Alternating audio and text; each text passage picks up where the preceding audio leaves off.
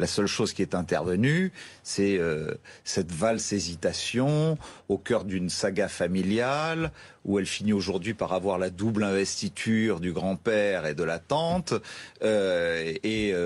où après un bras qui est un peu molli, il faut le dire, alors qu'une région de 5 millions d'habitants, ça se tient avec l'énergie nécessaire. Elle a cette énergie ? Ça se porte. Moi, je ne porte pas de jugement. C'est une candidate qui est dangereuse.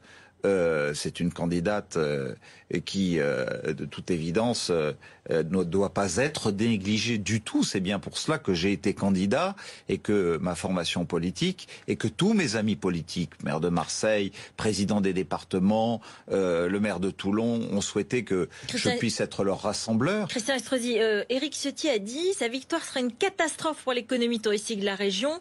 Elle est totalement inexpérimentée. Elle n'a jamais démontré sa capacité à gérer une collectivité, si petite soit-elle. » C'est votre sentiment aussi ? Mais moi, je ne suis pas candidat contre un candidat. Moi, je suis candidat pour gagner cette région. J'ai dit les choses très clairement. Ça sera aux électeurs de juger les choses.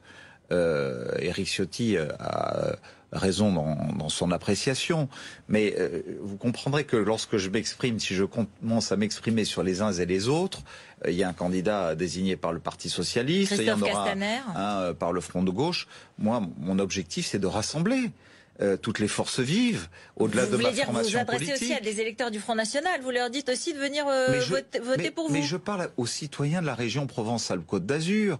Quand vous voyez que 50% des jeunes sont sans emploi dans notre région, quand vous voyez la perte de croissance, de compétitivité de nos entreprises... Non mais donc, attendez, j'essaye de comprendre. Si vous ne voulez pas... comment dire, dénigrer votre rival, c'est peut-être aussi pour s'adresser à ses électeurs, pour pas contrarier ses électeurs ? Mais je ne veux pas dénigrer ma rivale. D'abord, vous dites ma rivale. J'ai des rivaux. Il y en a d'autres, oui. J'ai des rivaux, ce serait bien mépriser tout le monde. D'accord ? Ce qui est, il y a de certains, c'est que je n'ai pas à me comparer, je n'ai pas à... Les électeurs nous regardent. Ils attendent les propositions de Christian Estrosi, ils attendent de savoir si là où je me suis engagé pour apporter plus de justice, plus d'équité sur des territoires qui partent de la Méditerranée jusqu'au plus haut sommet des Alpes, alors on va en parler justement. La ruralité comme le monde urbain, sur les pôles de compétitivité que j'ai bâti en tant que ministre de l'Industrie, 11 dans l'ensemble de cette région. Chacun me connaît pour cela et pour mon occupation du terrain. Donc il est clair qu'elle n'a pas cette expérience. Elle ne vous fait pas peur. Elle n'a pas cette expérience. Elle n'a jamais géré une collectivité. Chacun sait que lorsque j'ai été réélu plusieurs fois président du département des Alpes-Maritimes, plusieurs fois maire de Nice, c'est parce que j'avais un bilan, c'est parce que j'ai eu des résultats, c'est parce que des électeurs, bien au-delà de ma famille politique, dans mes mandats locaux, m'ont toujours apporté un large succès, un large résultat par la confiance que j'ai générée, car toute parole que j'ai donnée a toujours été une parole tenue. Et aujourd'hui, j'entends bien démontrer sur ce territoire que tout ce que je prendrai comme engagement sera respecté pour inverser en matière économique, en matière de croissance, en matière de politique pour la jeunesse, les politiques du passé. Il y a une question qui se pose depuis plusieurs semaines quand on a vu un certain nombre de vos déclarations.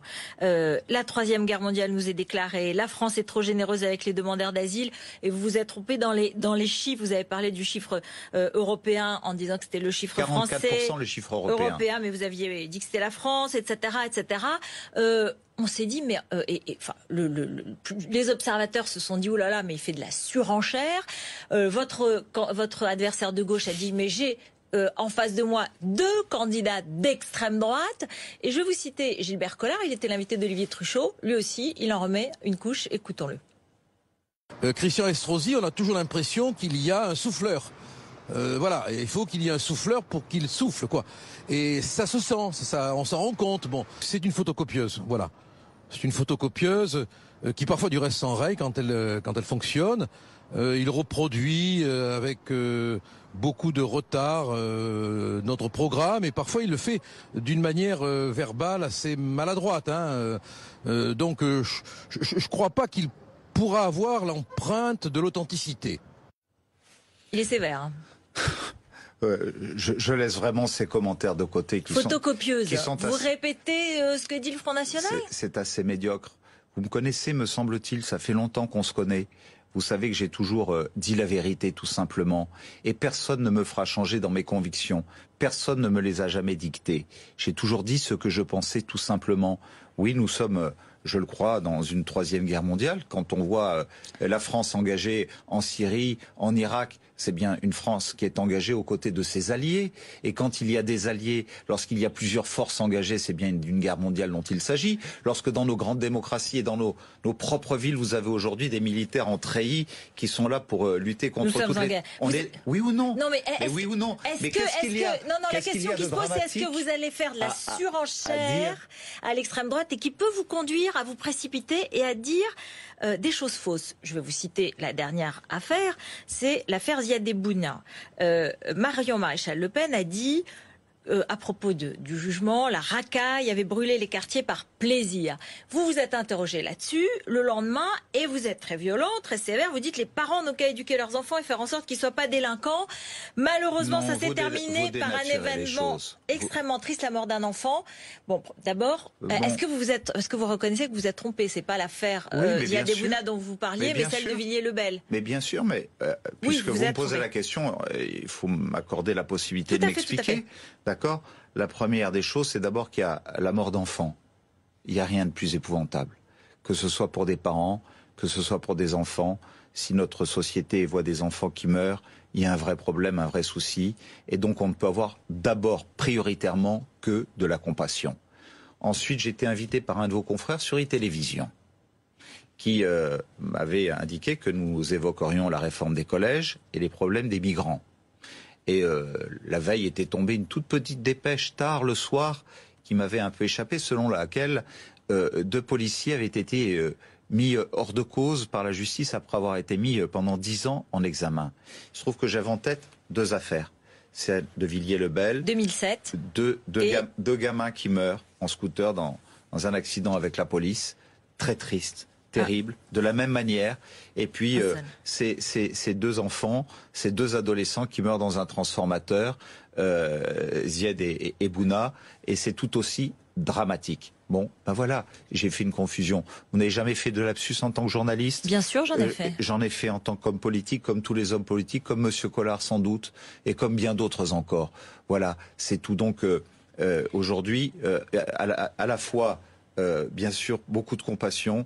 Deuxièmement, la justice a dit le droit pour ces policiers qui, eux aussi, même si ça n'est pas au même niveau, ont eu une souffrance d'être mis en examen pour non-assistance à personne en danger pendant 10 ans. Pour leurs enfants, pour leurs parents. C'était difficile aussi. Christian Estrosi, la question que je vous posais, c'était est-ce que dans la précipitation, dans la volonté d'être toujours sur ce terrain pour damer le pion au Front National d'une certaine façon, est-ce que vous n'allez pas trop vite? Paisiblement. Oui. D'accord. Et en quoi n'ai-je rien à voir avec le Front National? Parce que, au fond, c'est ce qui compte aussi. Comment vous allez faire la différence? Car d'abord, conquérir une région, c'est pas pour être dans la surenchère avec qui que ce soit. Sans ça, ça n'a aucun sens. J'administre une grande ville avec des succès économiques, une cohésion sociale. Vous aviez envie d'y aller? Vous aviez envie d'y aller? La 4e Smart City, la ville intelligente au monde, devant Londres et derrière Shanghai. C'est ce que j'en ai fait. Ce qui compte, c'est de ne pas être un commentateur comme Madame Le Pen ou comme Monsieur Collard. Moi, je suis un acteur. Tout le monde sait ce que je fais dans ma ville. Je ne les ai pas attendus pour apporter 1200 caméras de vidéosurveillance et en faire la ville la plus vidéo surveillée de France. Est-ce que c'est de la surenchère alors que ça fait 8 ans que j'ai équipé ma ville? C'est de la surenchère à une candidature d'aujourd'hui? En rien. Par contre, vous pensez bien que je vais pas faire de la surenchère au programme d'extrême gauche de Madame Le Pen, de Monsieur Collard, qui aujourd'hui veulent s'inspirer de Syriza en Grèce, qui aujourd'hui voudrait nous ramener le franc avec 40% de dévaluation sur tous les biens de la région Provence-Alpes-Côte d'Azur comme de la France, qui aujourd'hui... Est-ce que Marion Maréchal Le Pen, elle est sur la ligne Marine Le Pen là-dessus pour vous? Vous me voyez faire de la surenchère, mais bien évidemment. Mais elle a bien l'investiture du Front National et l'investiture de Jean-Marie Le Pen. Une double investiture. Vous savez, moi, on m'a jamais rien donné en héritage. C'est quand même assez extraordinaire. C'est Nicolas Sarkozy qui vous a proposé d'aller à la région PACA. De voir cette espèce de dynastie où on se distribue les investitures, les postes, les responsabilités, de grand-père en fille, de grand-père en petite-fille et de tante en nièce, etc. Christian Estrosi, est-ce que vous aviez envie vraiment d'aller à cette compétition? Je vais vous dire pourquoi je vous pose la question. Parce que vous aimez beaucoup Nice, vous aimez beaucoup la métropole Nice-Côte d'Azur. Et vous avez dit dans le journal L'Opinion en décembre dernier, les régions ne servent à rien, la région ne nous apporte rien, ne nous a jamais rien apporté, elle ne sert à rien, elle ne servira à rien demain. Vous n'y croyez pas. Non. Et c'est Nicolas Sarkozy qui vous a demandé d'y aller. Vous aviez vraiment envie? Mais non, mais pourquoi dénaturez-vous les choses de cette manière? Pourquoi désagréable? C'est ça que vous me dites. Pourquoi dénaturez-vous les choses de cette manière? Je vous pose la question. Vous savez, elle n'est pas fausse, cette phrase. Mais elle est tout à fait vraie, mais vous savez pourquoi?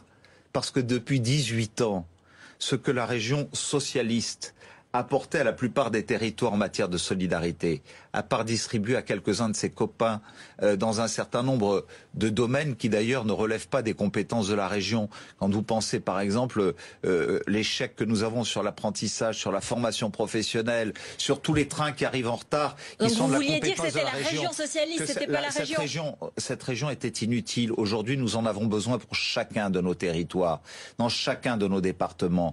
J'ai été premier vice-président de Jean-Claude Gaudin. Je peux vous dire que la politique que nous avons conduite entre 1992 et 1998 avec des succès économiques considérables était d'une autre nature que la politique qu'ont conduit les socialistes. Et aujourd'hui, je le dis, moi j'en ai envie, contrairement à Mme Le Pen qui a mis tant d'hésitation. Vous savez, quand on a envie d'un territoire, je ne me suis jamais présenté ailleurs de ma vie que l'endroit où je suis né, c'est-à-dire entre la Méditerranée et les Alpes. Jamais ailleurs. Moi, je n'habite pas à Saint-Cloud.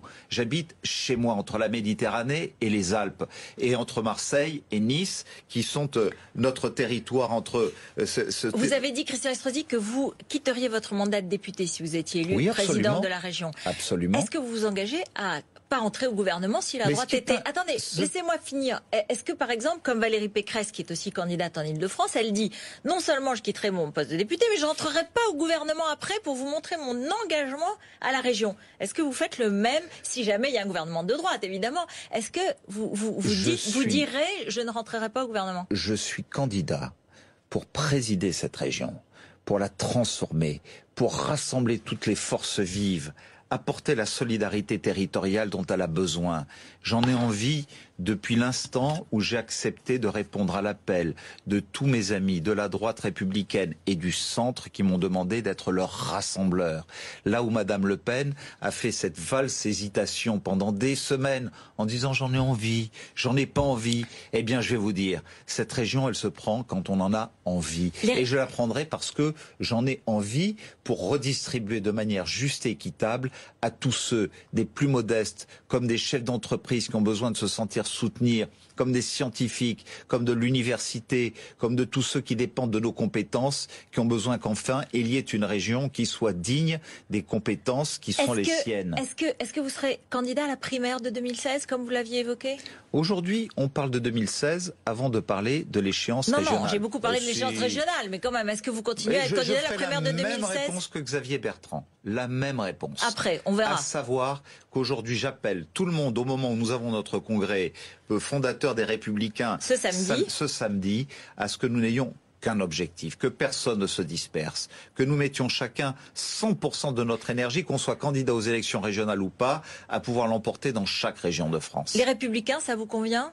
Mais bien sûr que ça me convient. Et ça me convient d'autant mieux, je vais vous dire, que lorsque je vois comment la gauche a essayé, comme toujours d'ailleurs, que ce soit contre les hommes ou des femmes engagés dans la vie politique ou contre une initiative prise par un parti politique, d'instrumentaliser la justice, je me dis qu'au fond, la justice ne s'est pas laissée instrumentaliser et que ça doit renforcer la volonté des militants de voter pour l'appellation républicain. Ça sera un deuxième camouflet que nous apporterons à la gauche. Et en plus de cela, c'est dans notre ADN. C'est dans dans nos gènes.